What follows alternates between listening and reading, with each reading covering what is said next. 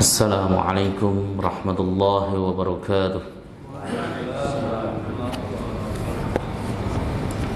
Alhamdulillahilladzi hadana li hadza wa ma kunna linahtadiya laula an hadanallah.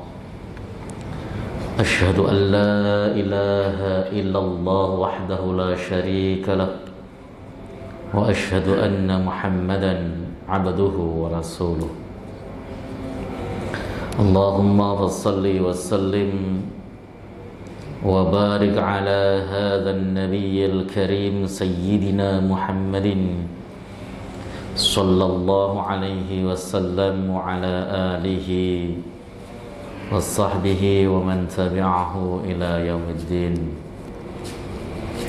Amma ba'du fa ya ibadallah, usikum nafsi wa iyyaya bitaqwallah wa ta'atihi la'allakum tuflihun. Qala Allah ta'ala fi kitabihil karim wa huwa asdaqul qailin, ya ayyuhalladzina amanu taqullaha haqqa tuqatih wa la tamutunna illa wa antum muslimun. Alhamdulillah, segala puji bagi Allah Subhanahu wa ta'ala yang telah memberikan kita nikmatul iman wal islam wa sihhatil badan, sehingga kita bisa melaksanakan ibadah salat maghrib berjamaah disambung dengan halaqah sejenak dalam rangka membahas agamanya Allah Subhanahu wa ta'ala. Salawat salam semoga senantiasa tercurah keharibaan beliau Rasulullah Muhammad sallallahu alaihi wasallam beserta seluruh keluarga beliau, sahabat, kerabat dan pengikutnya, serta kita semuanya insyaallah istiqamah konsisten dalam menjalankan dan mengerjakan sunnah-sunnahnya. InsyaAllah pada kesempatan malam hari ini kita akan kembali mengkaji kitab Taysirul Alam Syarah Umdatil Ahkam. Mudah-mudahan kajian ini menjadikan kita tambah iman, tambah ilmu, tambah takwa kita kepada Allah Subhanahu wa ta'ala. Yang lalu kita telah membahas tentang azan dan iqamah. Maka insyaallah pada kesempatan kali ini kita akan menuju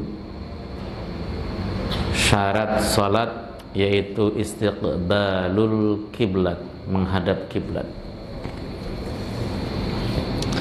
Bismillahirrahmanirrahim. Qala al-muallif rahimahullahu ta'ala wa nafa'ana bihi wa bi'ulumihi fid dharain. Amin. Bab istiqbalil kiblati, bab di dalam menjelaskan menghadap kiblat. Menghadap kiblat itu tidak masuk rukun, dia masuk di dalam syarat. Tetapi syarat ini wajib lazim melekat kepada sholat hingga akhir. Ada orang pada saat dia takbiratul ihram dia menghadap kiblat. Pas membaca Fatihah dia berpaling dari kiblat, sah nggak sholatnya? Sah nggak sholatnya? Waktu takbir dia menghadap kiblat, pas baca Fatihah dia berpaling dari kiblat, sah nggak sholatnya? Nggak sah. Kenapa? Karena dia harus lazim, harus melekat pada sholat itu sendiri hingga salam. Sama dengan niat. Orang mau melaksanakan sholat maghrib, dia niat dalam hatinya. Tapi di tengah sholat, karena hujan lebat, dia berpikir dan khawatir bahwa tadi di motornya ada makanan yang belum teramankan. Dalam benaknya, saya batalin meskipun nggak jadi membatalkan, itu sholatnya sudah batal. Kenapa? Karena niat wajib jazm, wajib mantap dari mulai salat hingga akhir salat. Ini urgensinya menghadap kiblat.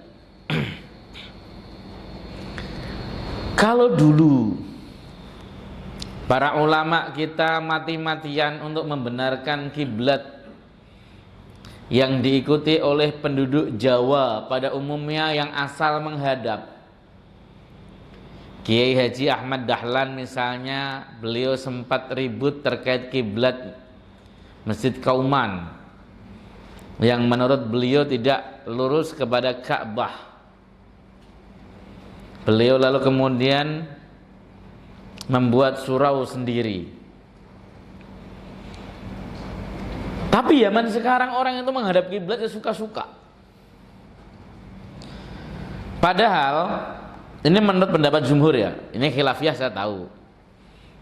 Jumhur ulama itu menegaskan bahwa menghadap kiblat itu wajib di depan Ka'bah, wajib lurus ke depan Ka'bah jika dia posisinya dekat dengan Ka'bah.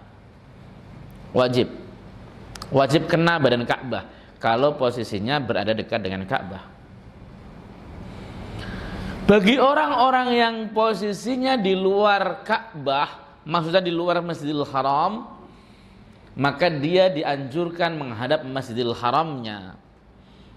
Fawallu wujuhakum syatral Masjidil Haram. Hadapkanlah wajahmu ke arah Masjidil Haram, bukan ke Ka'bahnya, ke Masjidil Haramnya. Ini untuk orang-orang yang di luar Masjidil Haram. Masih dengan ain. Kalau jauh, semisal di Indonesia, itu wajib dzan, menduga dengan kuat bahwa kesanalah arah Ka'bah.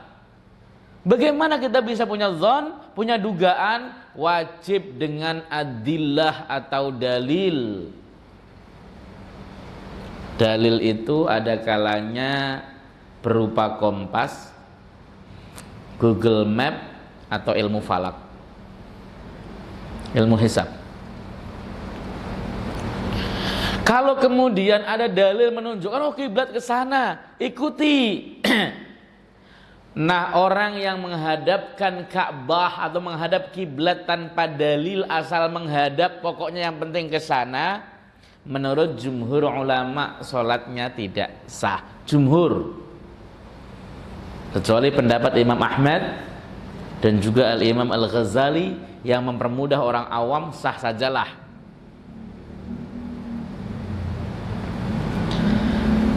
Jadi jangan kemudian meremehkan, menghadap kiblat harus begini.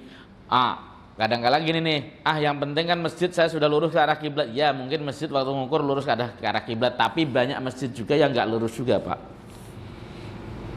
Ya, karena dulu mungkin pengerjaannya diserahkan pada kontraktor, yang penting jadi. Yang kedua, rumah-rumah yang di dalamnya kita biasa sholat malam dan sebagainya pun harus diukur lurus dengan kiblat. Sekarang kan ada handphone, gampang kan? Ada aplikasi-aplikasi yang kemudian kita bisa arahkan tepat ke Ka'bah. Manfaatkan, itu namanya adillah, dalil. Oke.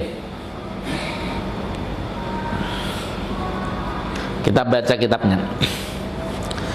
Qiblatul muslimin hiyal ka'batul musyarrafah. Kiblat orang mukmin adalah Ka'bah yang mulia. Para ulama menegaskan bahwa Ka'bah itu dibangun oleh Nabiullah Ibrahim bersama dengan Nabiullah Ismail alaihissalam.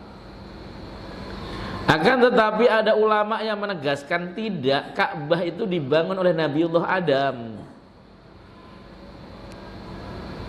Kok bisa? Sebab di dalam Quran redaksi perintah tentang Ibrahim bangun Ka'bah itu bukan membangun tapi meninggikan pondasi. Il yarfa'u Ibrahimul qawa'ida. Ketika Nabi Ibrahim meninggikan pondasi-pondasinya, berarti pondasinya sudah ada. Kemudian mereka mendasari Adam alaihissalam ketika ketemu dengan Hawa di Jabal Rahmah. Dia rindu untuk melaksanakan ibadah sebagaimana ibadah ia ketika di surga bersama malaikat. Tawaf di surga. Maka dia kemudian membangun tempat ibadah yaitu Ka'bah. Sebagian ulama mengatakan begitu, tapi sebagian lain jumhur malah mengatakan yang bangun ya Nabi Ibrahim alaihissalam. Ka'bah pertama kali dibangun oleh Nabi Ibrahim itu pintunya ada dua, pintu depan dan pintu belakang. Kemudian tingginya cuma 4 meter. Tingginya. Pendek berarti, atapnya tidak ada apa-apa, langsung kemudian tembok, atapnya tidak ditutup apa-apa, nggak ada atapnya, nggak ada apanya, nggak ada rooftopnya, nggak ada apa. Ka'bah pernah dipugar pada masa orang-orang Quraisy berkuasa menguasai Ka'bah. Ketika Nabi SAW baru berumur sekitar 35 tahun. Alasan pemugarannya adalah karena Ka'bah pernah kebanjiran sehingga banyak dindingnya yang rusak. Yang pertama. Yang kedua, Ka'bah pernah kebakaran sehingga dindingnya juga rusak. Yang ketiga, banyak pencuri yang lewat atas karena cuma 4 meter, maka mereka bisa masuk ke dalam Ka'bah. Apa sih yang di dalam Ka'bah? Barang-barang berharga. Orang lebih suka menaruh di dalam Ka'bah. Kenapa? Pada masa itu orang memang sudah menganggap Ka'bah sebagai tempat keramat, dimuliakan. Tapi namanya maling, keramat gak keramat, sikat saja, namanya maling. Gak peduli keramat atau tidak, mulia atau tidak, sikat saja. Makanya sekarang jangan heran kalau kota amal di masjid juga bisa raib, namanya maling. Gitu. Nah, Ka'bah dibongkar. Yang memprakarsai adalah Al-Walid bin Mughirah, salah satu pembesar Quraisy dari Bani Mahzumiyah. Dia adalah ayah kandung dari Khalid bin Walid.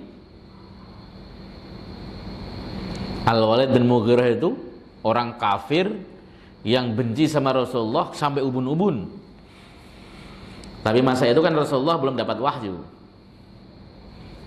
Pada saat hari pembongkarannya, orang itu pada takut, nggak berani untuk membongkar Ka'bah, takut kualat. Kata Al-Walid, lah, tujuan kita membongkar Ka'bah itu untuk memperbaiki, memperindah, bukan merobohkan. Allah pasti ridho. Al-Walid lalu kemudian mulai membongkar Ka'bah. Orang-orang kafir Quraisy yang lain tidak ada yang berani turun tangan, nunggu hari itu ada azab apa tidak. Kalau nggak ada azab mereka akan membantunya, tapi kalau ada azab mereka tidak akan pernah ikut campur. Ternyata nggak ada. Lalu dibongkarlah Ka'bah sampai pondasi-pondasinya. Di situ banyak relief-relief diangkut semuanya.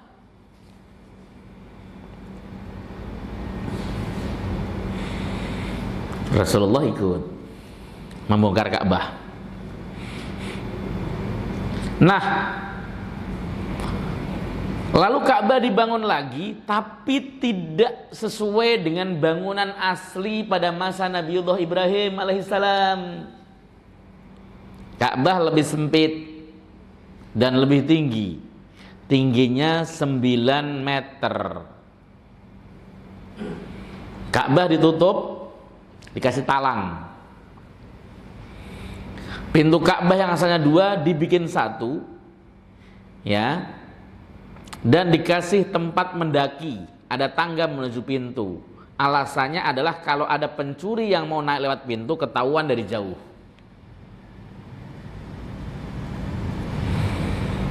Lalu dibangunlah Ka'bah tersebut. Makanya Nabi SAW dalam hadis Sahih Muslim pernah berkata kepada Sayyidah Aisyah, seandainya umatku ini bukan baru masuk Islam, bukan karena seandainya umatku ini tidak karena baru masuk Islam, pastilah Ka'bah ini akan aku robohkan, aku rubah, dan aku bangun lagi sesuai dengan bentuk aslinya pada masa Nabiullah Ibrahim alaihissalam. Tapi karena umatnya Nabi baru masuk Islam, maka dibiarkan seperti itu, seperti semula. Nah, Nabi wafat.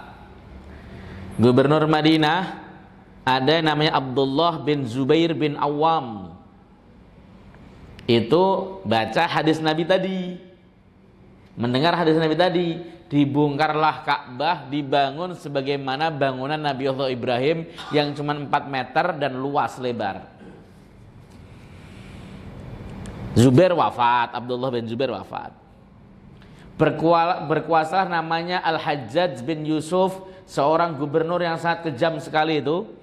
Ka'bah dirobohkan lagi, dibangun sebagaimana bangunan orang Quraisy. Tinggi 9 meter dengan 1 pintu. Sampai Imam Syafi'i mengatakan, ya, kalau pembongkaran Ka'bah itu terus dilakukan, maka penghormatan manusia terhadap Ka'bah akan hilang. Ganti gubernur, ganti Ka'bah. Ganti penguasa, ganti Ka'bah. Maka kemudian mulai saat itu Ka'bah tidak dibongkar-bongkar lagi hingga hari ini. Asal antum tahu, Ka'bah yang ada pada hari ini bangunannya mirip sebagaimana yang dibangun oleh orang-orang Quraisy pada waktu itu. Mirip, karena nggak dibongkar lagi. Ka'bah pada masa Nabiullah Ibrahim, Hijir Ismail itu masuk di dalam Ka'bah. Sementara sekarang berada di luar Ka'bah.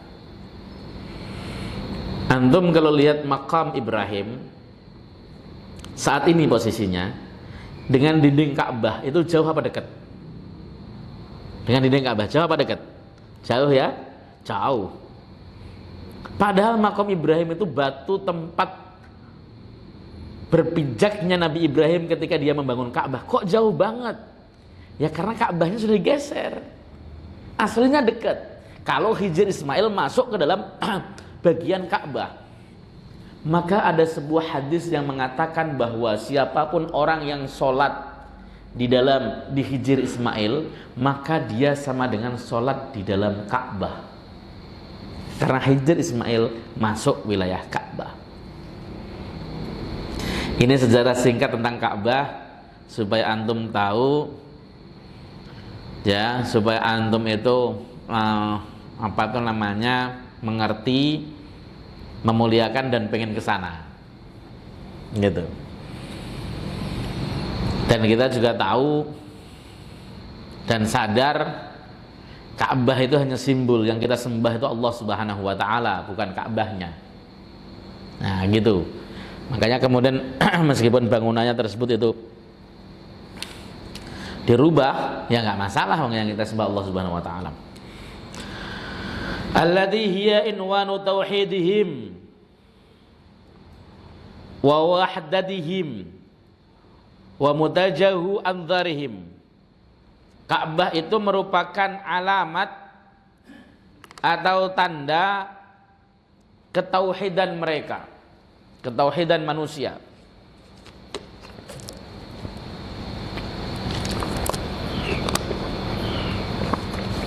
Dan simbol daripada kesatuan manusia kaum muslimin. Ka'bah itu adalah rumah yang dijadikan sebagai arah atau tempat untuk mentauhidkan Allah Subhanahu wa taala pertama kali. Ka'bah itu pemersatu.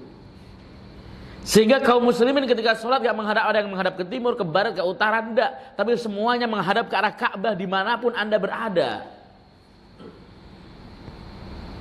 Dan tempat kita menghadapkan pandangan kita, menghadapkan wajah kita ketika sholat.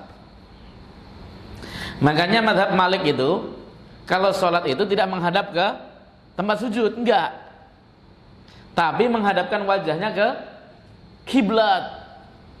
Kenapa? Karena mazhab Malik berpegang kepada Quran secara zahir. Apa itu namanya tadi yang fawallu wujuhakum syatral masjidil haram. Hadapkanlah wajahmu ke arah Masjidil Haram. Wajah ya wajah. Maka ketika sholat mazhab Malik itu pandangannya, wajahnya lurus ke depan ke arah kiblat karena syatral Masjidil Haram. 3 mazhab lainnya mengatakan tidak. Yang dimaksud wajah itu badan. Ya, artinya hadapkanlah badanmu, tubuhmu ke arah Masjidil Haram. Itu kan majaz namanya, majaz mim babi dzikril juz wa iradatil kul, yang disebutkan sebagian tapi maksudnya adalah seluruh tubuh. Ya kan salah. Kalau kemudian mazhab Malik mengatakan, Quran mengatakan kok, ya fawallu wujuhakum syatral Masjidil Haram, hadapkanlah wajah Anda ke arah Masjidil Haram, maka hadapkanlah wajah Anda ke Masjidil Haram. Ya silahkan. Itu istihadnya Imam Malik bin Anas. Tapi memang itulah Ka'bah. Wa multaqa qulubihim warwahim, dan tempat bertemunya hati kaum muslimin dan ruh kaum muslimin. Jadi kita itu, hati kita ketika di depan Ka'bah itu tidak mikirin apa madhab Anda, apa ras Anda, apa suku Anda, fikih siapa yang Anda ikuti, dan nggak ada. Ruh kita bertemu, hati kita bertemu, bersaudara. Yang asalnya biasa caci-cacian di Facebook, ketika di Ka'bah sudah nggak caci-cacian lagi. Mereka beribadah, hatinya menyatu. Padahal di sana itu bercampur antara mazhab Syafi'i, mazhab Malik, mazhab Abu Hanifah, mazhab Ahmad bin Hanbal, bersatu. Tapi tentram hatinya. Kenapa? Ya karena memang kita disatukan oleh Allah Subhanahu wa taala. Tentram, ruh kita bisa damai. Ya, setiap melihat Ka'bah, batin kita tentram, tenang. Nggak ada istilah pengen gontok-gontokan di sikut orang juga nggak masalah di depan Ka'bah. Mohon doanya, besok malam saya berangkat ke Madinah. Wa qad ja'alallahu hadzal ka'bata qiyaman linnas. Allah telah menjadikan Ka'bah ini sebagai tempat untuk beribadah bagi manusia. Fi akhwali dinihim wa dunyahum, dalam urusan agama mereka maupun dunia mereka. Wa amanan lahum inda syada'id, dan tempat berlindung bagi mereka tatkala mereka menghadapi banyak beban, musibah, menghadapi banyak penderitaan. Yajiduna fi dhilliha at-tuma'ninata wal amna wal imana. Kita akan mendapati di dhilnya, di naungan Ka'bah, ketenangan, keamanan, dan tumakninah, dan keimanan. Makanya para ulama itu sepakat sebenarnya, Pak, berdesak-desakan hanya untuk mencium hajar aswad dengan menyakiti muslim lain itu haram. Haram. Mencium hajar aswad sunnah jika memungkinkan. Menyakiti orang lain dengan mendesak orang, menyikut orang, haram. Yang kedua, berdoa di raudhah itu sunnah. Tapi melangkai kepala orang yang sholat itu haram. Nggak ada uzur, nggak ada maaf melangkai depan orang yang sholat. Ada orang yang sholat kemudian kita langkai depannya, kita lompati kepalanya orang yang sujud, kemudian kita main lompati badannya dan sebagainya. Nggak ada uzur di Masjid Nabawi. Yang diberikan uzur hanya di depan Ka'bah, sebab di sana syiar Islam berada. Lihat syarah Bulughul Maram. Kita lewat depan orang sholat nggak dosa, itu kalau di depan Ka'bah. Allahu Akbar, orang tawaf, nggak masalah, nggak dosa, karena itu syiar khusus untuk Masjidil Haram, tidak ke Masjid Nabawi.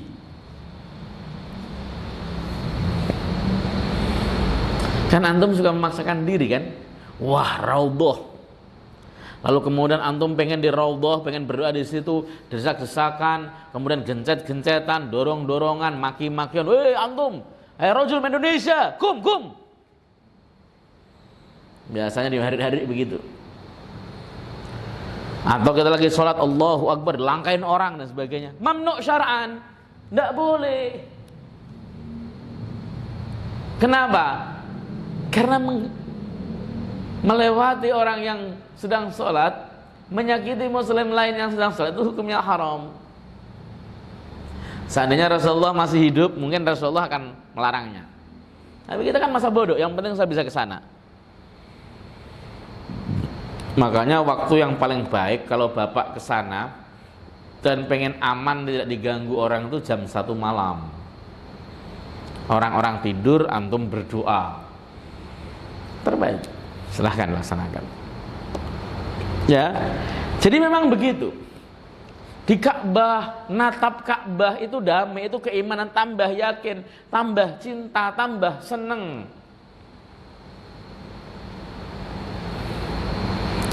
Saya itu kalau sholat itu mengikuti pendapat jumhur ulama. Sholat saya selalu menatap tempat sujud, nunduk berarti ya, mata, kecuali pas di depan Ka'bah. Itu pendapatnya mazhab Malik, Imam Malik. Ya, lebih tenang, lebih enak menatap ke Ka'bah. Tapi itu urusan pribadi ya, jangan campur adukkan. Tapi saya lebih suka seperti itu.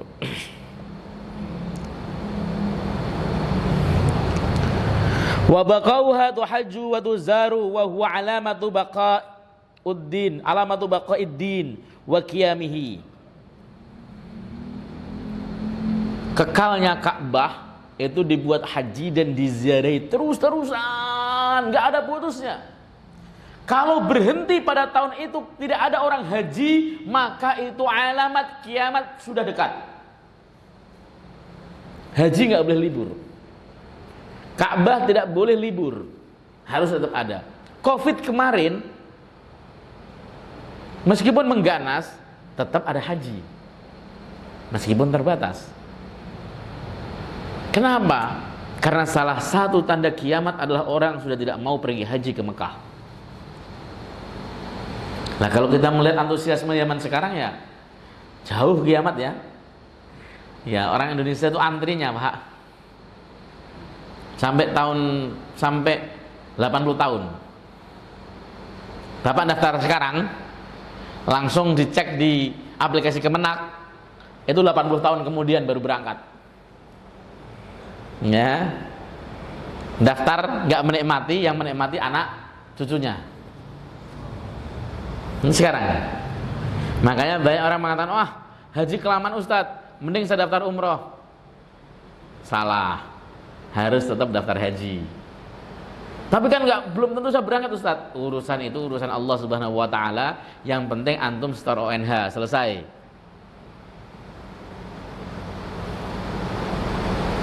Begitu.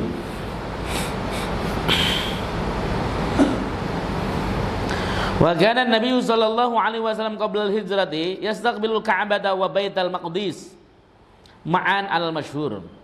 Nabi itu sebelum hijrah, beliau itu menghadapkan ke Ka'bah dan Baitul Maqdis secara bersamaan menurut pendapat yang masyhur. Tapi pendapat ini janggal menurut saya, sebab yang masyhur adalah Nabi sallallahu alaihi wasallam sebelum hijrah itu selalu menghadap ke Baitullah Ka'bah. Beliau menghadap Baitul Maqdis itu ketika diperintahkan oleh Allah Subhanahu wa taala saat beliau hijrah di Madinah. Begitu. Jadi menghadap kiblat itu memang perintah Allah Subhanahu wa taala, enggak ngarang-ngarang. Wahyu dari Allah Subhanahu wa taala. Diperintahkan menghadap ke Baitul Maqdis, menghadap Nabi sallallahu alaihi wasallam. Ini terjadi setelah Nabi sallallahu alaihi wasallam hijrah. Falamma hajara ilal Madinati wa fiha al-yahudu. Ketika Nabi sallallahu alaihi wasallam hijrah ke Madinah dan di dalamnya ada orang-orang Yahudi, iqtasara ala istiqbali Baitul Maqdis ya 16 syahran. Beliau memilih menghadap Baitul Maqdis selama 16 bulan. Menghadap Baitul Maqdis agar orang Yahudi merasa senang dan masuk Islam. Kenapa? Karena kiblatnya dihadapi oleh Rasulullah pada saat salat. Gembirakah Rasul? Enggak.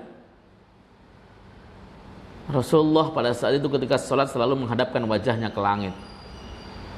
Seakan-akan nunggu wahyu kapan ini kiblat digeser lagi.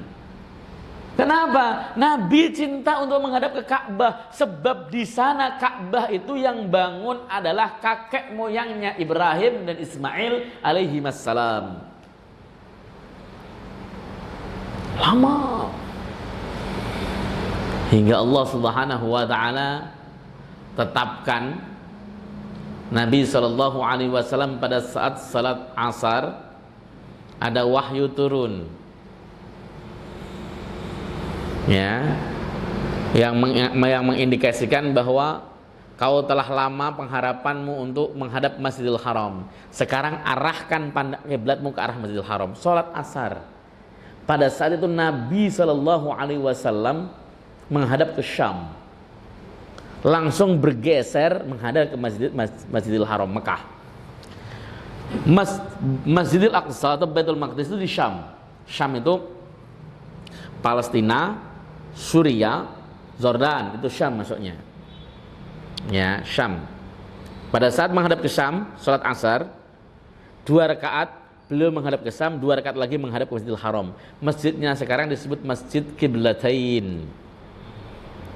Orang yang nggak pernah ke sana mengira perubahan kiblat itu seperti barat ke timur. Nabi jadi imam di sini, tiba-tiba langsung menghadapnya ke sana. Lah terus bagaimana Ustadz, kan bingung? Enggak, cuman bergeser dari misalnya ke sana saja. Gesernya dikit. Nggak muter gitu loh maksudnya. Nah, itu sejarah Nabi Muhammad sallallahu alaihi wasallam apa itu namanya? Menghadap ke Baitul Maqdis, lalu kemudian beliau rindu wa kana yatashawwaku ila istiqbalil Ka'bati. Beliau rindu untuk menghadap kiblat, menghadap Ka'bah. Ya. Asyrafa bi'adin 'alal ardi, yang merupakan tanah yang paling mulia di atas bumi. Ka'bah itu termasuk tanah yang paling diberkahi, mulia di atas bumi. Athara abil anbiya, ya, wa imamil khunafa Ibrahim al-Khalil alaihi salam, yang merupakan bekas dari bapak para nabi dan imam para khunafa, orang-orang yang lurus, yaitu Ibrahim Khalilullah. Oke, titik itu sejarah yang selesai. Wastiqbalul qiblati fis salati sabitun fil kitabi was sunnati wal ijma'. menghadap kiblat di dalam salat itu dalilnya sahih, sabit, kuat berdasarkan Al-Quran, Al-Hadis, dan kesepakatan para ulama. Saya belum pernah dengar ada ulama yang mengatakan sholat tidak usah, sholat wajib maksudnya ya, sholat wajib, sholat wajib tidak usah menghadap kiblat. Belum pernah dengar. Bahkan yang ekstrim-ekstrim banyak. Orang sholat misalnya badannya goyang-goyang, Allahu Akbar, dia goyang-goyang gitu. Kalau pendapat yang ekstremis, mayoritas mazhab Syafi'i mengatakan batal sholatnya karena dia bergeser dari kiblat. Tapi kalau kita mengikuti pendapatnya Imam Ahmad, mengikuti pendapatnya Al-Imam Al-Ghazali, maka sholatnya tetap sah karena masih arahnya ke sana. Al-Ghazali itu ketika menghadap kiblat itu bukan lurus begitu, tapi jadi arah, jihah namanya, seperti itu. Wa huwa syartun lis-salati, dan itu merupakan syarat salat. La tasihhu bidunihi illa indal ajzi aw lin nafilati 'ala dabbah. Tidak sah salat yang tidak menghadap kiblat kecuali dia tidak mampu. Contohnya apa? Naik pesawat. Kita sholat take off misalnya jam 12 kurang seperempat, belum masuk zuhur. Kita masuk ke pesawat, nanti landing jam 5 sore misalnya, sholatnya atau jam 6 lah, maghrib. Zuhur asarnya bagaimana? Zuhur asarnya di atas pesawat. Terus bagaimana? Kita kan tidak menghadap kiblat, padahal kiblat itu merupakan rukun sholat, syarat sholat menghadap kiblat. Nah, sementara kaidah fikih mengatakan idza intafa syartu intafal masyrut. Kalau syaratnya nggak ada, yang disyaratkan juga harus gugur. Menghadap kiblat tidak bisa dilakukan, sholatnya batal. Tapi tetap syariat mengatakan wajib sholat. Solatnya faqidus surut, namanya solat li hurmatil waqt. Solat untuk menghormati waktu. Saya pernah bertanya kepada seorang mufti di Madinah, Syekh Ali Al-Makrami, seorang mufti besar mazhab Syafi'i yang hidup di Madinah. Beliau saya tanya tentang masalah solat di pesawat. Beliau mengatakan, ini jawaban beliau, istihad beliau, karena dia mufti ya. Mufti itu kalau menjawab itu nggak perlu pakai dalil, langsung kepada kuncinya. Kalau Anda naik pesawat, sudah masuk waktu zuhur, misalnya jam 12:30, Anda belum sholat zuhur, Anda sudah di pesawat, maka Anda wajib sholat semampunya dan wajib muaddah atau qadha setelah sampai di tempat tujuan. Tapi jika Anda berangkatnya adalah sebelum masuk waktu zuhur, ya, berangkatnya 11:30, Anda di atas pesawat, maka Anda sholat di atas pesawat semampunya dan tidak usah mengulang.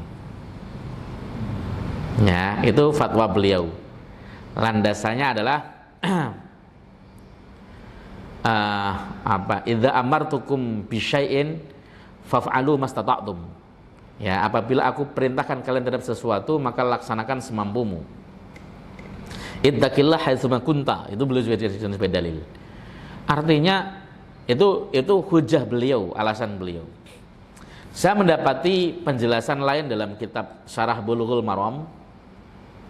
Ada dua. Yang pertama, apapun kondisinya ketika kita sholat di pesawat, sholat fardu ya, ini bukan sholat sunnah, dan tidak bisa menghadap kiblat, maka kita disuruh muaddah atau mengulang setelah kita di tempat yang baik.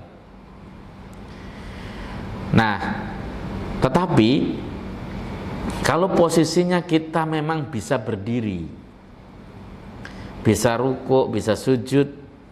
Konon saya belum pernah naik Saudi, saya biasanya naik Garuda. Saudi katanya ada tempat masjid, tempat sholatnya katanya tempat sholatnya ada tempat musolanya gitu. Kalau memang betul kita bisa sholat berdiri dan sebagainya, maka sebagian ulama ada mengatakan sah sholatnya dan tidak usah mengulang. Ini yang kemudian terjadi. Dan saya baca juga dalam kitabnya Imam Nawawi sama. Beliau mengatakan dia wajib qadha. Meskipun Imam Nawawi nggak ada pesawat ya, tapi beliau mengkiaskan kepada sholat yang dipanggul di atas orang atau tidak menghadap kiblat, dia di perahu yang nggak bisa menghadap kiblat dan nggak bisa berdiri, harus duduk, maka dia harus mengulang lagi qadha. Saya baca juga dalam fatwanya Syekh Muhammad bin Shalih Al-Utsaimin sama. Jadi itu pendapat mayoritas sebenarnya.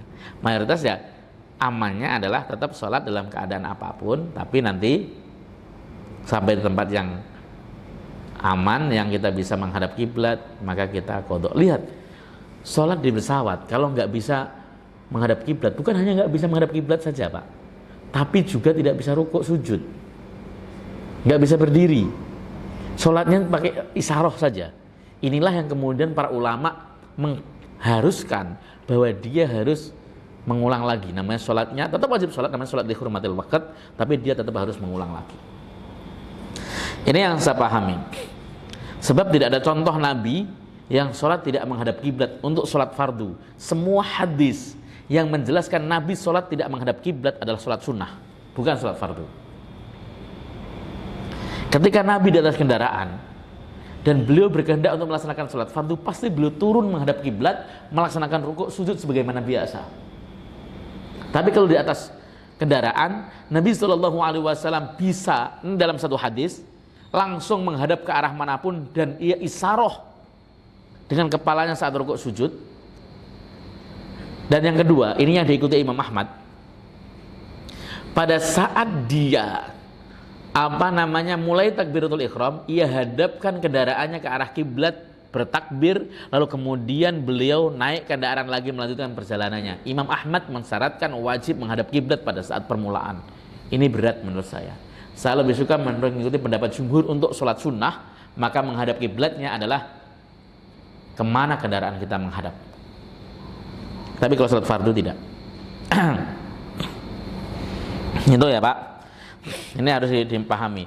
Karena pada saat kita memang tidak mampu melaksanakan menghadap kiblat, ya tetap sholat. Sholat kita kalau kita tiba-tiba mati sebelum melaksanakan muaddah, maka kita dianggap orang yang tidak meninggalkan sholat dengan sengaja. Ya, itu fungsinya. Tetap kerjakan sholat di waktunya, bagaimanapun caranya, semampunya. Meskipun maaf, celananya kena najis habis pipis, tadi ceboknya udah bener, tapi pipisnya ada yang nyepret karena sudah kebelet banget misalnya gitu, tetap wajib sholat dalam keadaan apapun, jangan pernah tinggalkan sholat.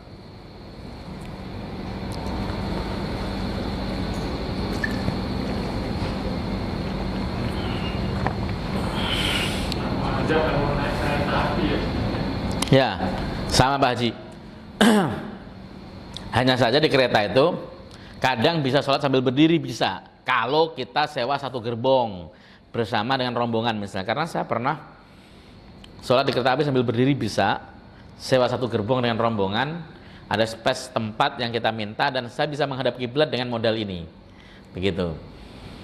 Meskipun juga nggak bisa lurus-lurus amat, kadang-kadang goyangnya kereta juga badan seperti itu, tapi tetap saya menganjurkan untuk muaddah, mengulang ya sholatnya ketika di tempat yang tujuan yang baik.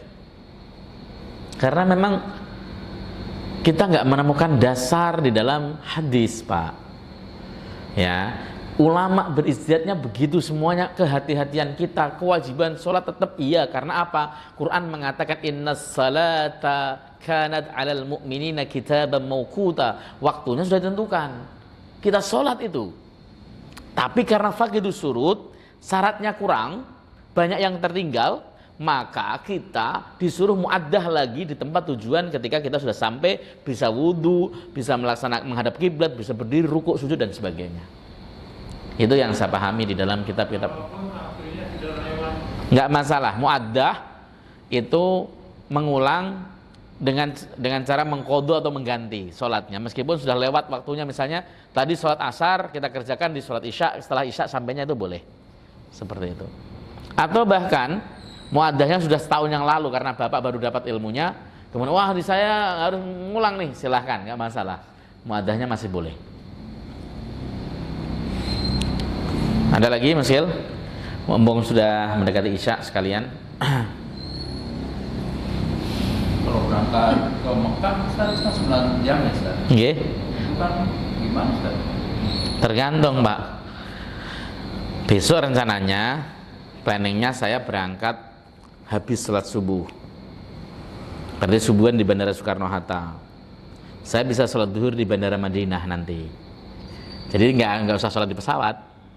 Nah, tahun 2017 saya pernah berangkat juga.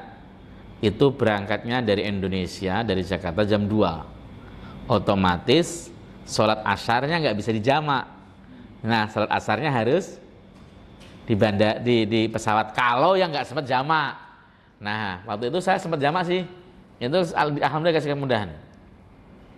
Waktu ke bandara jam 2, sebelum jam 2 kan bisa sholat di bandara tuh. Jamak, qashar sekaligus. Nah, sholat maghrib sama isya-nya bisa saya jamak. Jamak takhir karena sampai sana jam 10. Jam 10 itu masih waktu isya menurut semua ulama. Nah, kecuali kalau jam 2. Jam 2 itu menurut Syafi'i masih waktu isya, menurut Imam Ahmad sudah keluar waktu isya. Nah, itu khilaf. Makanya kalau jam 2 ya jangan dijamak, kerjakan sendiri-sendiri di pesawat. Tapi kalau jam 10 ya silahkan Anda kerjakan jamak ketika sampai di Jeddah, begitu. Nah, pulangnya yang sholat di pesawat sholat subuh. Karena berangkat dari Jeddah waktu itu jam 2 malam. Ya, sehingga sampai Jakarta sekitar jam 12-an. Itu seperti itu. Jadi kalau masih bisa dijamak, jamak saja, Pak. Tapi kalau kemudian nggak bisa dijamak, ya sholat di pesawat semampunya. Gitu. Tapi kadang-kadang saya heran, teman saya itu lebih suka sholat di pesawat dibanding dengan menjamak sholatnya. Padahal jamak itu merupakan keringanan. Nah, kalau memang opsinya bisa jamak, nggak masalah. Hanya saja harus diingat, banyak orang yang tidak tahu tentang bagaimana mengerjakan sholat jamak qashar. Melaksanakan sholat jamak, misalnya jamak takhir di sholat yang pertama. Contoh nih, saya pengen jamak takhir, sholat duhur, mau saya geret sampai waktu asar, bareng sholat asar. Pada waktu sholat duhurnya itu, di waktu duhur, saya harus sudah berniat jamak. Kalau enggak sah jamak kita. Ya, niat jamak dalam arti duhur saya jamak dengan asar. Gitu, itu sudah niat jamak. Atau saya mau mengerjakan sholat jamak takhir di asar, itu sudah sholat jamak. Jangan kemudian untung-untungan. Nanti kalau sampai sana masih itu saya nggak jamak, tapi kalau itu namanya niat untung-untungan, niat yang kayak gitu nggak sah. Niat terus mantep. Saya mau jamak takhir, meskipun sampai sana masih ada waktu zuhur nggak masalah, tetap jamak takhir. Gitu caranya. Ya, ada lagi? Satu dong titipan dari salah satu muazin di sini. Itu tentang lapas ini Ustaz di azan waktu subuh. As-shalatu khairum minan naum, itu dudukannya gimana Ustaz? Jadi taswib. Ya, taswib itu hukumnya sunnah. Menurut jumhur ulama, sunnah. Setahu saya untuk subuh dipakai Imam Ibnu Daqiqil Id dalam Syarah Bukhari juga mengatakan sunnah. Ya, para ulama-ulama juga sunnah dan itu sudah masyhur dan diamalkan. Tapi kalau diucapkan sendiri tanpa azan, misalnya contoh bangunin orang tidur, as-salatu khairum minan naum, itu bid'ah. Ya, itu ada diterangkan dalam Syarah Atiyah, Syarah Bulughul Maram, banyak diterangkan, Mas. Misalnya contoh, as-salatu khairum minan naum, tapi tidak bersama azan, itu hukumnya bid'ah. Tapi kalau bersama azan boleh sunnah. Sunnah memang hukumnya. Gitu. Boleh dilapaskan, boleh tidak? Boleh, dan memang redaksinya di dalam banyak hadis yang diamalkan oleh para ulama ada as-salatu khairum minan naum. Begitu. Itu yang membedakan antara azan subuh dengan azan yang lain dan yang lainnya. Tapi memang ada yang ulama, ada yang memahami as-salatu khairum minan naum itu azan pertama, Pak. Azan kedua biasa. Karena untuk membangunkan maka as-salatu khairun minan naum. Ada yang memahami begitu, tapi jumhur ulama memahaminya sama semuanya. Nah, kalau ada yang kemudian mengikuti yang bukan jumhur ya silahkan saja. Kan ada juga teman saya yang adzan, kalau adzan itu redaksinya dua-dua benar. Allahu Akbar, Allahu Akbar, asyhadu an la ilaha illallah, asyhadu an la ilaha illallah. Kalau qomat Allahu Akbar, asyhadu an la ilaha illallah dan sebagainya, cuma satu. Itu ada yang memahami begitu, ulama memang, tapi jumhur mayoritas memahaminya nggak begitu, Pak. Nah, kita itu lebih bagus, lebih selamat, lebih nyaman apabila mengikuti pendapat mayoritas di kalangan para ulama. Karena pendapat banyak orang itu tidak mungkin sesat. Gitu loh.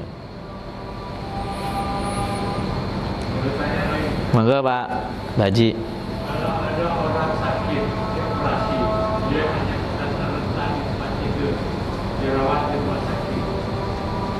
Dia mau sholat, tapi tidak bisa duduk. Karena tidak bisa bergerak hanya apa ya? Ayangkan seolah-olah dia lagi sholat, bayangkan dirinya sholat, tapi tidak bisa bergerak. Itu gimana?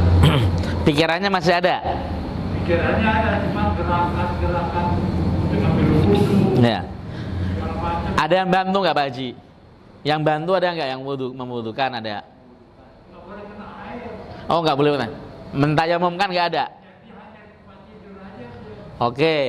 Jika seandainya kena air nggak boleh sama dokter yang terpercaya, kena debu juga nggak boleh, maka dia tetap sholat biqadri imkan semampunya. Namanya sholat li hurmatil waqt. Nggak sholat aja. Namanya faqidu tuhuran kan begitu. Faqidu tuhuran itu nggak ada alat suci, air maupun debu. Nggak adanya itu memang betul-betul nggak ada, nggak nemu. Atau ada tapi dia nggak boleh make. Karena kalau make bisa resiko tinggi misalnya. Maka yang semacam itu dia sholat semampunya. Lah terus kan di rumah sakit Ustaz menghadap kiblatnya susah, ya udah menghadap kemana saja. Dalam rangka ingat kepada Allah seperti itulah yang bagus malah justru. Ya jangan kemudian udah nggak apa-apa salah.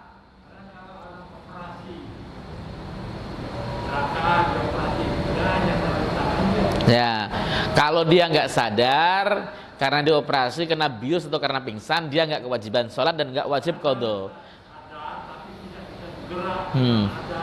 Jahitan operasi di tempat tubuhnya itu tidak bisa bergerak. Ya, ya, ya, sholat semampunya. Sadar, tahu waktu ya, ada ngasih tahu waktunya. Kalau nggak ada yang ngasih tahu waktunya ya nggak bisa, susah. Ya berhenti itu waktu apa? Harus ada yang ngasih tahu ini waktu zuhur, asar seperti itu.